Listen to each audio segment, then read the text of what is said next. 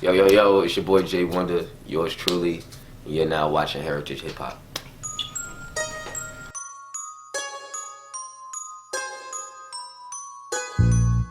Peace and blessings, everybody. Welcome back to Heritage Hip Hop. And if you know the face that's in front of the camera, you're in tune with Jersey Hip Hop. And if you don't, you're going to learn something important and get something special. Introduce yourself to the people. What's up, y'all? I go by the name of J1DA. I'm from Montclair, New Jersey. I'm 24. I'm taking over the world right now. That's it. You know? The world. Yeah. And we're going to define the world and your style. So tell me, I'm going to do this a little differently because I always say what got you into hip hop and all that. I'm not going to ask you that. I'm going to interview you as a vet and not as a new face. Okay. A voice is the most important thing that distinguishes an MC from the pack. Right. And you have a very distinctive voice. Okay. How did you find your passion through your voice as an MC? It took a while because I was real insecure about a lot of things. I was trying to find myself. I think the older I got and the more my voice matured, it kind of helped me find that, I guess. Okay, I respect that because great MCs are known by their voices. Mm-hmm. Chuck D is one of my favorite MCs of all time. Most people in your generation and younger don't know Chuck D. But for those who don't, you know, good. Public Enemy, The Voice, you know what I'm saying?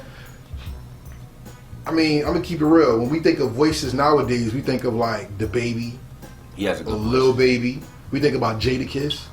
We even think about West Side Gun. Because those voices are distinctive and they stand out. And Lil Bibby has a good voice too. Okay. I don't listen to that, so no, it isn't. Yeah, if we talking about voices, yeah. Well, the thing about J1DA is, the first time I heard J1DA, your voice carried over the track. And I was like, that's rare. Because either you hear an MC that sounds good, but you don't ever hear an MC with a commanding presence. How did you first start to learn to command your presence when you did hip-hop, though? My mama. Well, explain. When I used to go on stage, I used to rap with my head. I wouldn't look at the crowd. I wouldn't look people in the eye. And my mom used to rent out a little studio space with just me and her. And she used to stand mad close to the stage and play my music and basically give me the P. Diddy treatment, and be yelling at me while I'm performing and telling me to look at her. And it was very uncomfortable. That's how I learned how to command the stage. It was she just kept beating that in my head over and over again, and I would never want to do it because I'm a real energy person. I don't like to look people in the eye and stuff like that. And I'm real to myself. But me being an artist kind of brought me out of my shell a little bit more. And I learned that through my mom's. So tell me if I'm wrong. J1DA was the silent type that had massive strength. He just didn't know how strong he was. Yeah. When I look at you perform, you're the shy kid that found his presence. And when I say that, I don't mean who's gonna notice me. And then, oh wow, I'm good. It's does my voice really matter? And then when it does, it's damn, I rock the crowd. Am I correct? Yeah. Okay. See, this is why I didn't ask you, when did you realize you were hip hop? You were already hip hop because at the beginning, you were already on the cusp of being different. Right. And that's what hip hop always was. How do you define difference when it comes to hip hop today and the game that you're in? That's a good question. Being different is just I don't know, just being yourself. Ain't nobody like you. That's true. So, can't nobody be me. There's only one J1DA. After me, it's over. So then, why do you think people hate being them and rather be the trend? That's just the time we living in right now. People want to create this whole facade because they insecure about themselves. They don't love themselves enough. Insecurity. I hope everybody's paying attention because insecurity is the disease of hip hop right now. Yeah, and some people aren't happy in their own skin. Tell me why. I believe that. Some people aren't just happy waking up. Sometimes they get up and look in the mirror and be like, yo, I gotta put on this whole costume and go outside and look cool when you could just look cool being yourself. I'm gonna teach you something and you're gonna flip it and teach me something. Right, let's go. Kodak, you know what Kodak is? What is Kodak? Kodak was a film company. And what they did was make cameras. Oh, yeah. Okay. So Kodak started making televisions. Kodak was like, okay, we're out of our realm. So you know what Kodak did? Kodak bought stock in a technology company. Instagram is the baby of Kodak. So when Kodak said, you know what? We played ourselves by doing television. Let's just go back to pictures, and they made pictures more accessible for phone.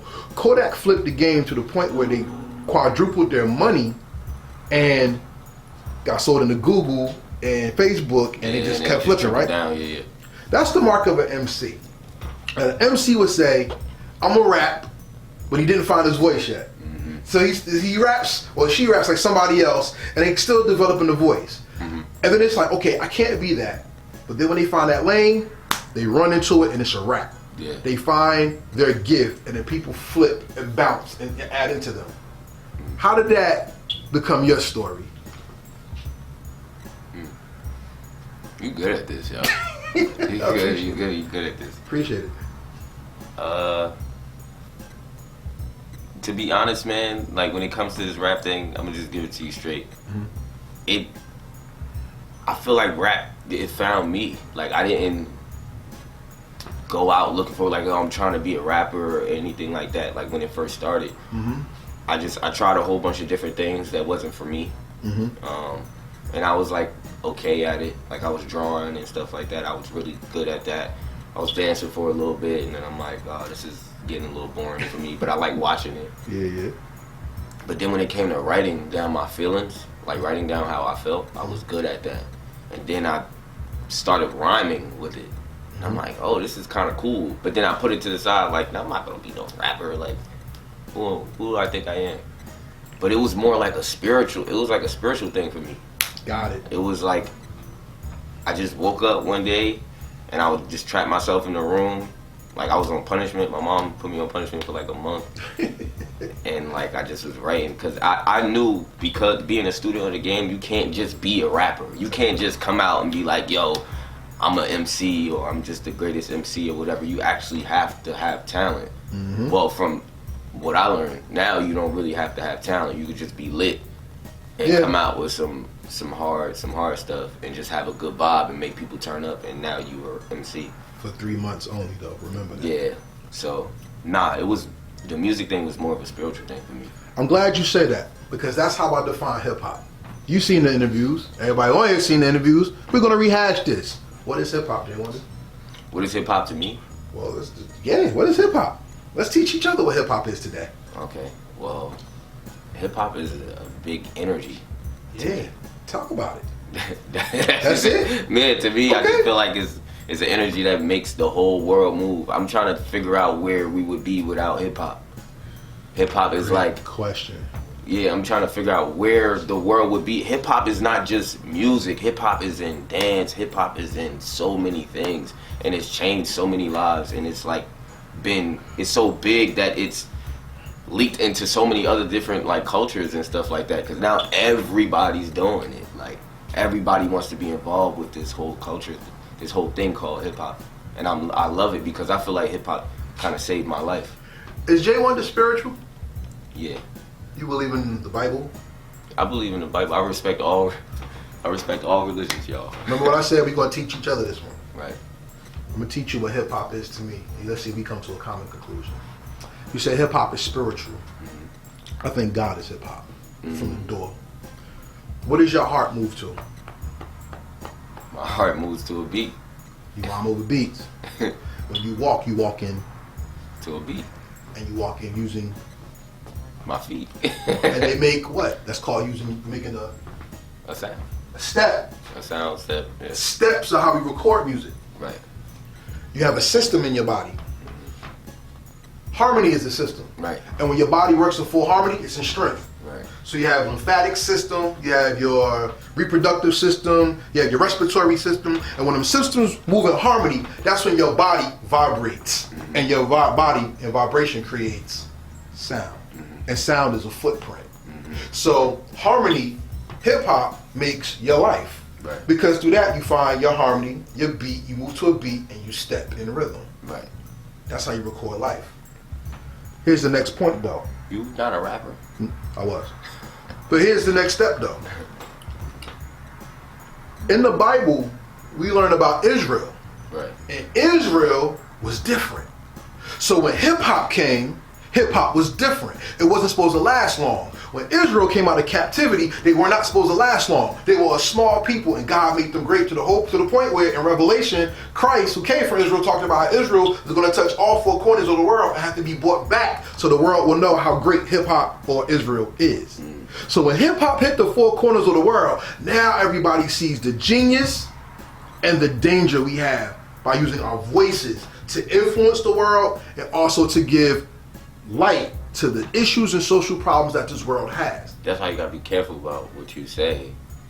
You know, every time... I love this interview. You know, every time a really good friend of mine, her name is Etheria, and she was on stage and she was saying that before she brought on this artist, her name is Euphony. Shout out to Euphony.